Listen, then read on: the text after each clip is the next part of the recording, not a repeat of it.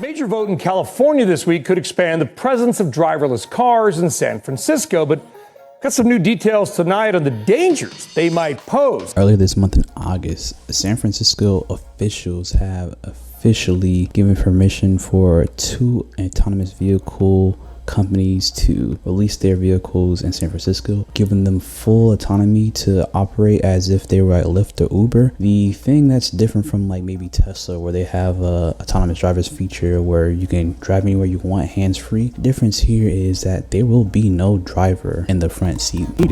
But hundreds of cars have no one in the front seat as they make deliveries and shuttle passengers. This would be just purely a machine, a robot, taking people from point A to point B 24 hours a day, giving it free range over the San Francisco area. Now, to some people who are, happy about ChatGPT and AI and some of the advancements are very happy about this, but some of them have concerns about what can come from this. Some people are stating that there are concerns about how the autonomous vehicles will interact with people on a large scale, morning, noon, and night, as well as how they will interact with emergency vehicles, as well as other types of traffic hazards such as lane closures and road work. A smooth ride. State transportation records obtained by NBC News show self-driving cars have been involved in 280 crashes across California over the past 5 years, resulting in at least 64 injuries and a dead dog. That includes collisions with other vehicles, bicyclists, and city buses. There's also an issue around what happens with pedestrians. What happens if these car companies come into contact with children, crossing the street from school or people getting on the bus. We've seen video footage of even Tesla speeding up where it malfunctioned and going I think almost 100 miles per hour, slamming into the side of a building.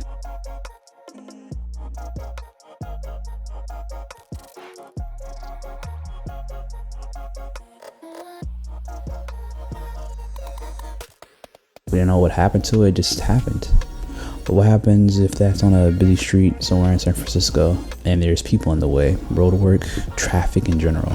San Francisco is littered with traffic everywhere throughout the cities in different conditions of the road at different times. And there's no perfect scenario where you can just modify this in a lab. It could be hazard conditions like we see the Hurricane Hillary, I think, coming towards California in general. How would that affect it? The different rain conditions, weather conditions in general can affect us a lot. The car drove straight towards the median and just stopped, picking up almost 2 full lanes. While other drivers cruised right past that closed lane, our car sat parked on a busy street for 20 minutes, causing a traffic jam for blocks. What's your reaction to it being a driverless car stuck here? I'm not surprised. Even some people that have disabilities are praising this, saying that they now have more options available to them for traveling, where now they don't have to worry about a person helping them get in and out. They have an autonomous vehicle there waiting for them, and they can take their time getting to and fro.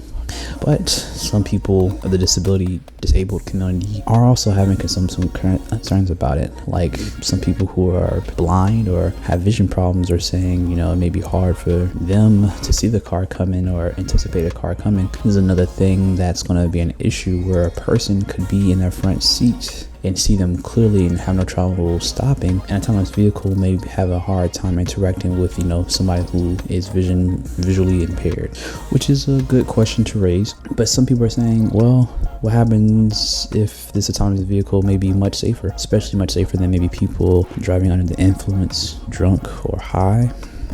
That's something to consider, but is it worth the potential cons, as well as the cons that it may happen to the economy? Some people are worried that San Francisco is being pimped out to big tech in order to make massive profits, but what happens is it will sacrifice the everyday American and take money out their pocket.